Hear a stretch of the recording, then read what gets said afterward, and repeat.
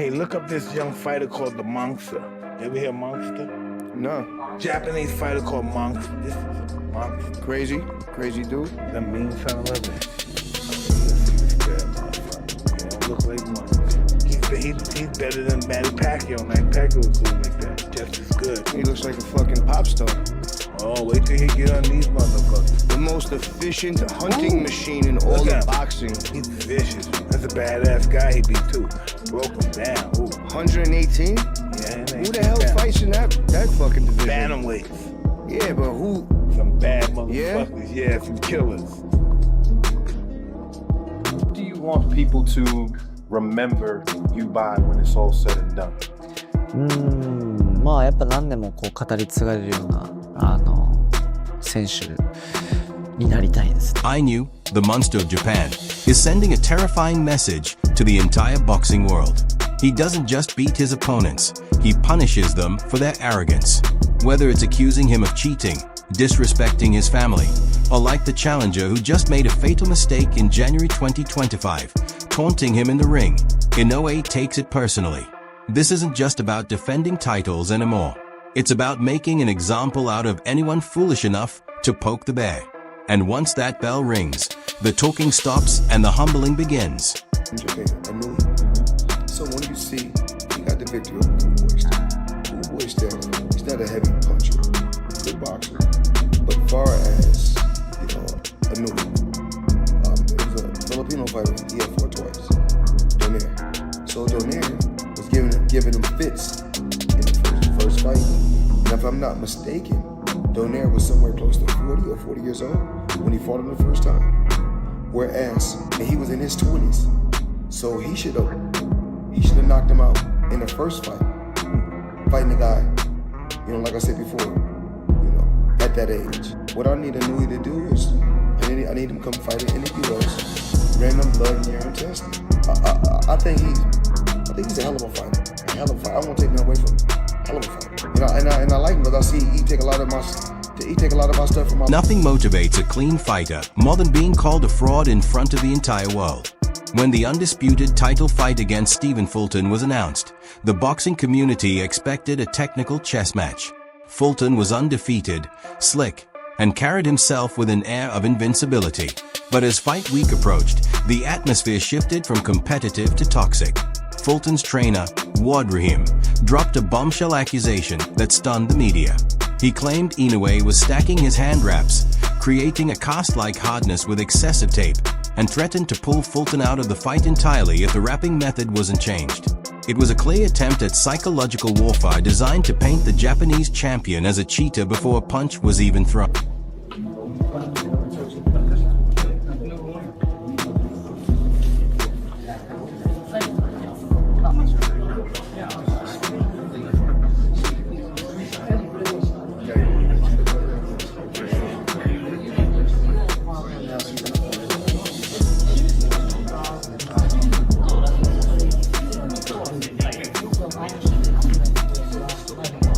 In a rare public outburst, he fired back on social media, telling Fulton's team to stop complaining and just fight. To prove a point, Inoue agreed to wrap his hands the American way, using only gauze on the skin, stripping away any excuse Fulton's team had prepared. The mind games had failed spectacularly. Instead of rattling Inoue, they had given him a reason to be cruel. When the bell rang, there was no feeling out process. Inoue was faster, sharper, and noticeably angrier. He didn't just outbox Fulton, he battered him. By the 8th round, the cheetah narrative had evaporated, replaced by the terrifying sound of leather hitting bone. Inoue landed a right hand that looked like it was fired from a cannon, followed by a leaping left hook that sent the American champion crumbling to the canvas. The excuses were gone, and the humbling was complete. I'm in shock. I didn't think this was going to be the outcome at all. Win, lose, or draw, I never expected it to be what it was. I didn't think Fulton would have been dominated in the form and fashion he was dominated in, and more or less at the end of it ended up being stopped. All the jewels go to Inoue. He is that guy. He is the real monster. There's only one monster. If Fulton was arrogant, Luis Nery was outright hated. In Japan, Inoue was viewed as a villain of the highest order, a man who had previously been banned from the country for doping violations and missing weight against a Japanese legend. When his lifetime ban was lifted specifically so he could face Inoue at the Tokyo Dome, Inoue didn't show gratitude. He showed disdain. He openly mocked the champion, calling Inoue overrated, overconfident, and ordinary. It was the kind of trash talk that sells fights, but it also put a massive target on his back. For a brief, shocking moment in the first round, it looked like Inoue might back up his words. He caught Inoue with a blind left hook, dropping the monster for the first time in his career. Hey, with a left. Nery dropped Inoue big. Oh! Inoue dropped it with a counter left. Now Nery's not hurt. That's Inoue adjusting to the left hook. Hey, bam! Beautiful! Inoue pulled a Roy Jones and said, come on, and then to the right, but just missed. Oh, good left hook. Oh! Inoue dropped it. Good right hand. Oh! Right hand again. Right hand again. Right hand again. Nery's still there. Right hand again. He's still there. Oh, good left. I told you. The left hurt him again. He won't see the left. Now he's hurt. Now he's hurt. It was the left. He won't see it. Bam. Go. Oh, shit. Oh, that's it. He knocked out. Nery's knocked out. He almost knocked his head over the... It didn't discourage him. It woke him up. Inoue rose from the canvas with a smile that was more terrifying than a scowl. The ordinary fighter Inoue had mocked suddenly shifted gears, moving with a speed and precision that Inoue couldn't track. Inoue began to toy with him, landing counters that snapped his head back and walking him down with terrifying pressure. By the sixth round, the punishment was no longer competitive. It was an execution. Inoue set a trap, slipping a punch and exploding with an uppercut that collapsed Inoue against the ropes. The villain of Japan was left unconscious on the mat, proving that while you can disrespect the culture, you cannot disrespect the man defending it. Inoue gets knocked down in the first round. And I said, whoa. But he kept it together. It was like he was surviving, fighting back, and being defensive, like simultaneously, which I thought was very impressive. You get a mixture of, it's usually like one of the three. You got somebody who's trying to hold on and hang on and move, or you get somebody who don't know better and just trying to fight back. You know what I mean? Or you get the guy who's just straight defense and let me get through this round. He seemed to do a little bit of all three, which I thought was very impressive. And understanding Nery to have he came into the game in the U.S. when he debuted out here. He came in out here having known to have some crazy power. So when that first punch lands, I'm like, this might be something. The frustration surrounding Sam Goodman's repeated withdrawals from scheduled bouts left a void that needed filling, and Kim Yejun stepped up on short notice. Stepping in as a replacement requires bravery. And for the first few rounds, Kim showed incredible heart. He absorbed punishment and kept coming forward, earning a nod of respect from the crowd. But bravery often bleeds into foolishness when adrenaline takes over. In the fourth round, after eating a stiff jab, Kim made a fatal error. He dropped his hands and gestured for Inoue to bring it on. You can hear the thudding shots from Naoya Inoue. Be careful what you ask for. Oh my gosh. No, it was on the A knockout was on the menu tonight. What a finish from Naoya. Inoue didn't hesitate. He didn't gesture back or smile. He simply accepted the invitation.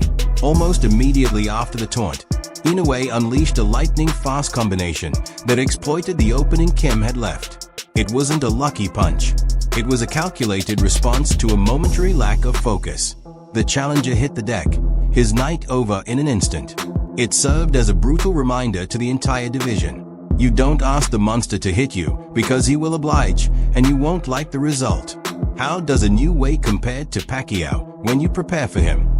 How does Inoue compare to Pacquiao when you prepare for him? The difference between him and Pacquiao is it's a lot, because getting a fighter ready for a Pacquiao is very complicated, because Pacquiao he's so tense that he beats you mentally before he beats you physically. Pacquiao was a fighter that drains you because you don't know when he's gonna come in and when he's not.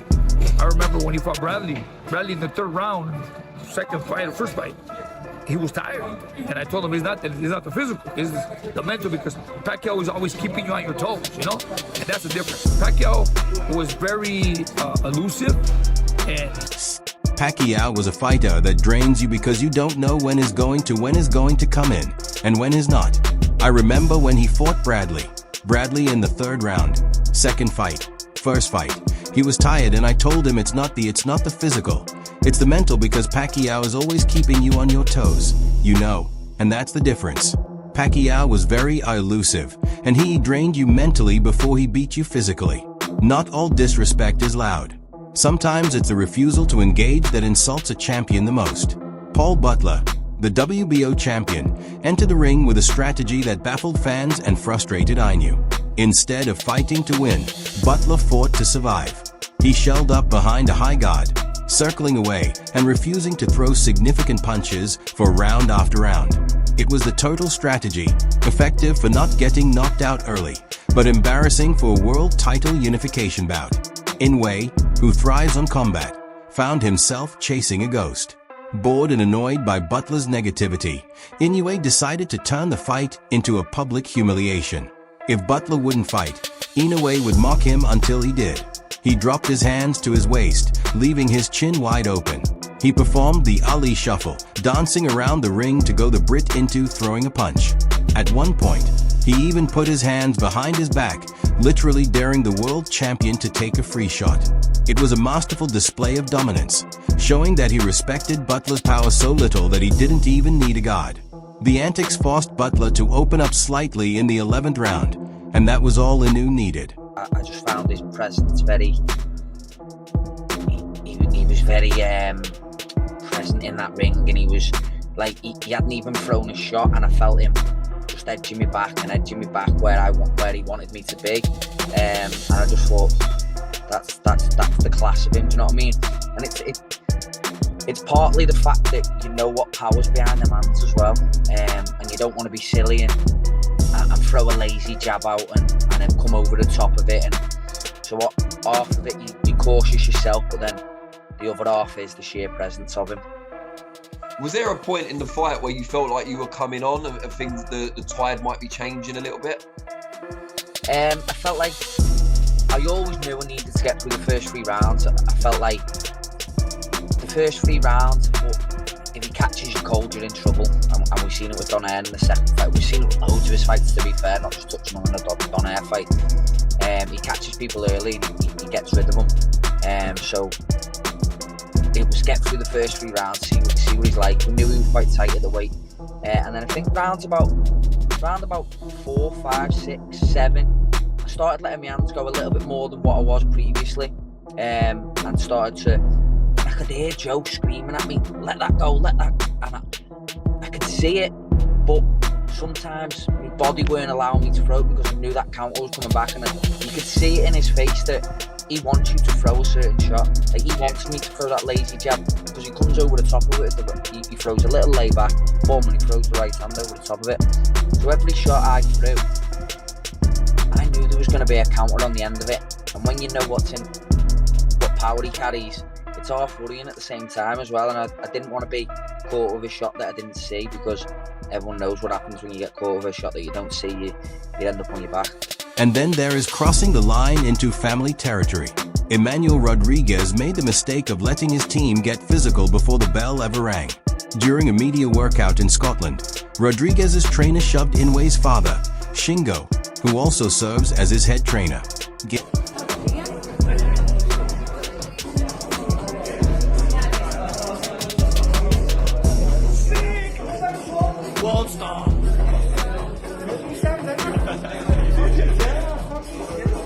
It was a classless move, a moment of physical disrespect that is rare even in a sport as aggressive as boxing.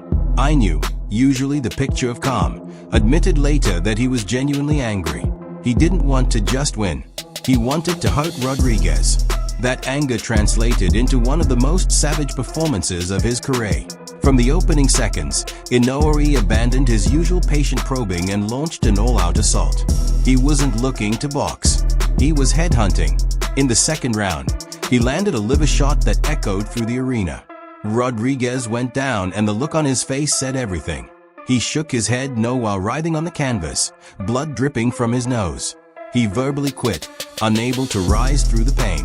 Inoue had bypassed the knockout and gone straight for the soul, forcing a man who disrespected his father to surrender in agony. Before Inoue became a global superstar, he had to break into the US market, and Antonio Nieves was the gatekeeper standing in his way.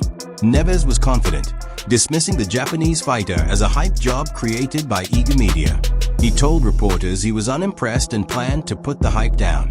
It's a common trope, the veteran dismissing the foreign rising star, but Nieves realized within 3 minutes that the hype was actually an understatement. As a fighter and really start breaking him down, do you see someone that's special there, or do you feel that he's a bit overhyped, that people are kind of jumping on the bandwagon a little too soon with him? You know, it could go either way. You know, I honestly feel that, you know, like I said, he's a great fighter, but has he really been tested? Like, all his fights been in Japan. Half of them were at 108. You know, fighting guys that stand right in front of him. You know, everything went his way. You know, he's at home, lower weight class, so we don't know. But Saturday we're gonna make him fight, and we're gonna see if Inoue stalked him relentlessly, landing body shots that seemed to drain the life out of Nieves with every impact. The hype job accusation looked ridiculous as Nieves spent the entire fight backpedaling, desperate to escape the pressure. Inoue began to toy with him, smiling as he landed savage left hooks that buckled Nieves' knees. By the end of the 6th round, Nieves' corner had seen enough. They stopped the fight to save their fighter from permanent damage. Nieves didn't get knocked out in a traditional sense.